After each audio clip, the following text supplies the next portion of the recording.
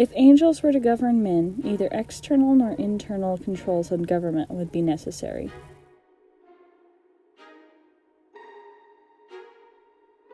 At the end of the 18th century, an experimental form of revived Roman and Greek democracy emerged in America.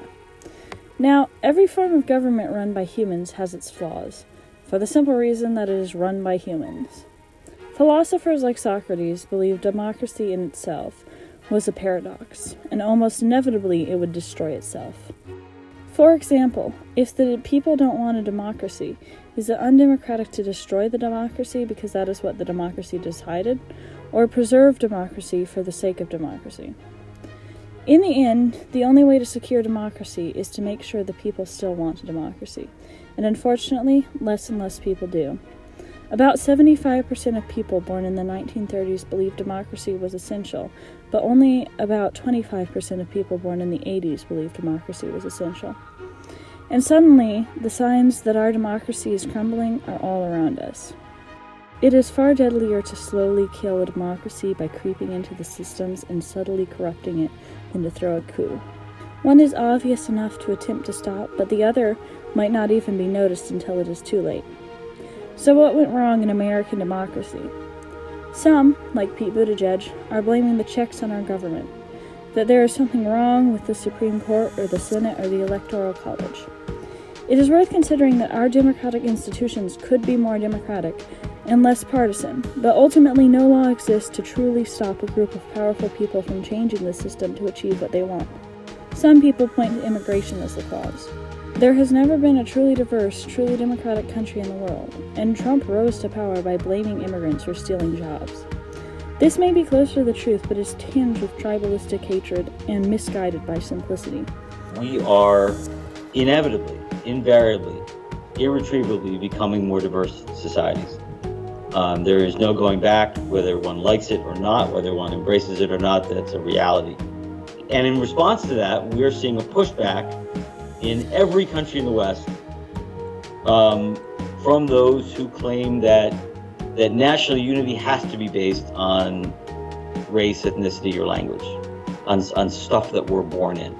And that once you begin bringing in people who look differently and speak differently and pray to a different God, it's a fatal threat to national unity and national identity. Americans have adopted a mindset of scarcity. How does this happen to the richest country in the world? Wealth inequality. More and more money has gone to a tiny number of people at the top of the economy, while the rest of the economy is left with less and less money. Technology and AI have helped to aid this transformation by taking over lower-paying jobs and not paying taxes or contributing to the society in any other way. But this change has found a scapegoat in immigrants because a stagnation of our economy had the unfortunate timing to accompany an influx in immigration. All Western societies are becoming more diverse. So we all have to give up the idea of using traits that we're born with as unifying principles. We're going to have. It's much harder.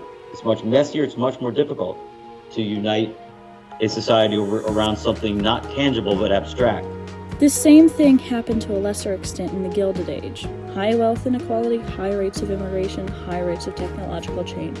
But America corrected its course, and American democracy did not fail. This leads some to say that perhaps the same thing will happen this time. Let technology take its course and it will correct itself. But we aren't as lucky this time. We have more problems to deal with that are not just threatening to America, but to humanity. Humans have developed weapons that could destroy the planet several times over, and carbon emissions threaten to kill us at a slower but equally as deadly rate. So how do we right our course? Appreciate democracy and not break down into tribal political parties and interests? Education. You could argue that any argument against democracy is an argument for education. Even education, though, is affected by wealth inequality. The higher your family's income, the better chances you have of getting a good education.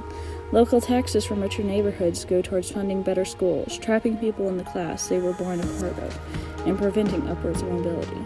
Some candidates, like Elizabeth Warren, are proposing a wealth tax to try to even out the playing field and create new social programs. Andrew Yang is fighting for universal basic income for Americans.